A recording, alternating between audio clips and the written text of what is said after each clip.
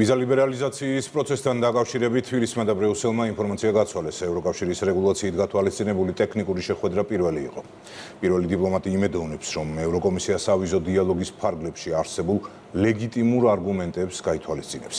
ანუკი ჩხიგვაძე ამბობთ. სტანდარტული ხასიათის ტექნიკურ შეხვედრაზე ქართულ ევროპულმა მხარემ სავიზო დიალოგის ფორმატში არგუმენტები გაცვალეს. მთავარი თემა დიპლომატიურ პასპორტებზე დაწესებული სავიზო შეზღუდვა იყო. მიზანი კი არის პრობლემის გადაჭრის გზების მოძიება.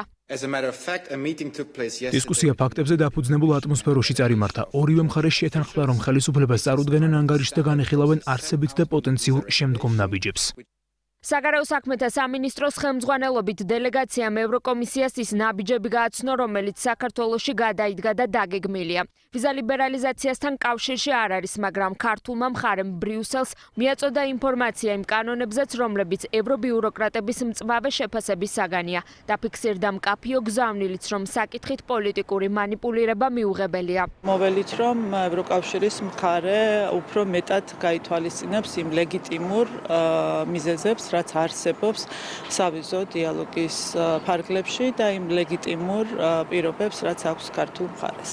ოფიციალური თბილისის პოზიცია უცვლელია. საქართველო მზად არის ბრიუსელთან ჯანსაღი დიალოგისთვის. პრემიერ-მინისტრის თქმით, ამ შესაძლებლობის შემთხვევაში ქართული მხარე ყველა იმ არგუმენტს წარადგენს, რომლითაც საკუთარ სიმართლეს ევროპას კიდევ ერთხელ დაუმტკიცებს. ჩვენ თავის დროზე რეალურად ჩავგედეთ ყველანაირი გზა შანტაჟისთვის. დარჩა ერთადერთი თეორიული ინსტრუმენტი, ეს არის ვიზა ლიბერალიზაცია და კონკრეტული ძალები ცდილობენ რაღაცნაირად ეს ინსტრუმენტი გამოიყენონ შანტაჟისთვის ქართული ხალხის წინააღმდეგ და ჩვენი სახელმწიფოს წინააღმდეგ. ეს არის არასწორი მიდგომა. ჩვენ გვინდა სამართლიანი მიდგომა.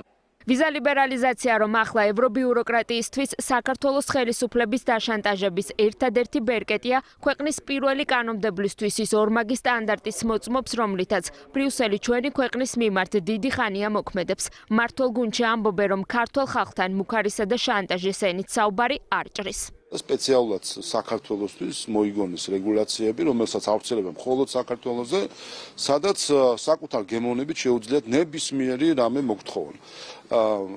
ეგრეთ წოდებული დემოკრატიული განვითარების სოუსით რა კანონი მივიღოთ, რა არ მივიღოთ, მარცხენა ფეხზე დაუდგეთ თუ მარჯვენა ფეხზე უნდა დაუდგეთ, აქამდე რაც გააკეთეს, დაიზიანებს მხოლოდ საკუთარი თავი. თუ ეხლა უნდათ რომ კვლავ ფეხში დაიხალონ ტყვია, შეუძლიათ ეს გააკეთონ. ჩვენ გქონდა შესაძლებლობა, რომ ჩვენი мотиваცია, კონტექსტი, ასე შემდგომ თითოეული გადაწყვეტილების აგვეხსნა ბრიუსელისთვის სამართლებრივ დონეზე. რეალურად ტექნიკური შეხვედრა არ უნდა გადაიზარდოს არავითარ შემთხვევაში, რა თქმა უნდა, პოლიტიკურ შეხვედრაში და პოლიტიკურ თითის ქნევაში.